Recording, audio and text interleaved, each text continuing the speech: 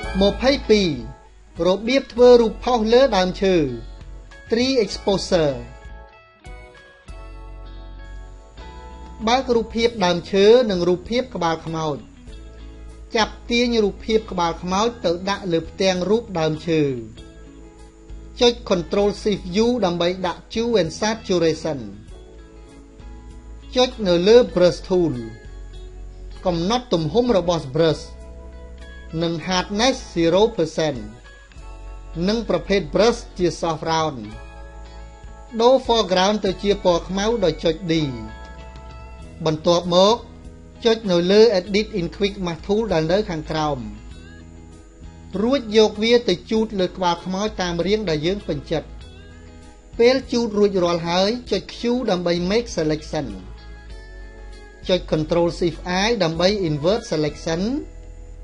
និងចុច Ctrl J ដើម្បី Copy វា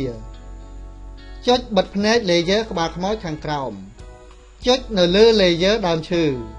រួចចុច Ctrl J ដើម្បី Copy វាបន្ទាប់មកចុចនៅលើ Menu Filter Blur Gaussian Blur កំណត់កម្រិតព្រាលរបស់វា2 pixel រួចចុច OK ចូលទៅកាន់ Menu Layer Duplicate Layer ចុចពីមុខ Document ហើយ Tick លើ New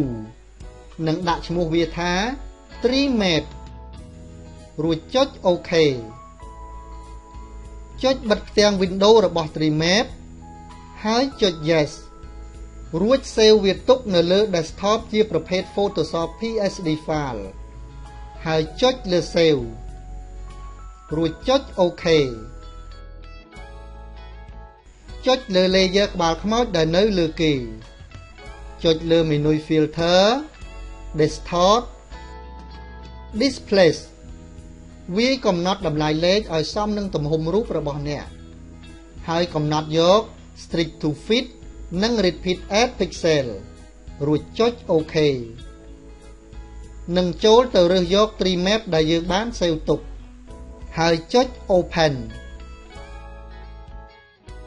ចុច Ctrl J ដើម្បី Copy រូបក្បាលខ្មោចមួយទៀតហើយដូរ Blend Mode របស់វាទៅជា Multiply double click លើផ្ទៃទទេរបស់វាដើម្បីបើក Layer Style Window ចុចលើ Color Overlay ចុចលើប្រអប់ពណ៌និងវាយលេខកូដ 736D69 រួចចុច OK និងដូរ Blend Mode ជា Color Dot ហើយចុច OK ចុចលើ Layer ក្បាលខ្មោចដែលនៅខាងក្រោម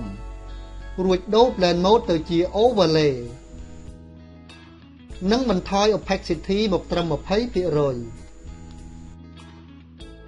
ចុចនៅលើ Layer ក្បាលខ្មោចដែលនៅលើគេវិញ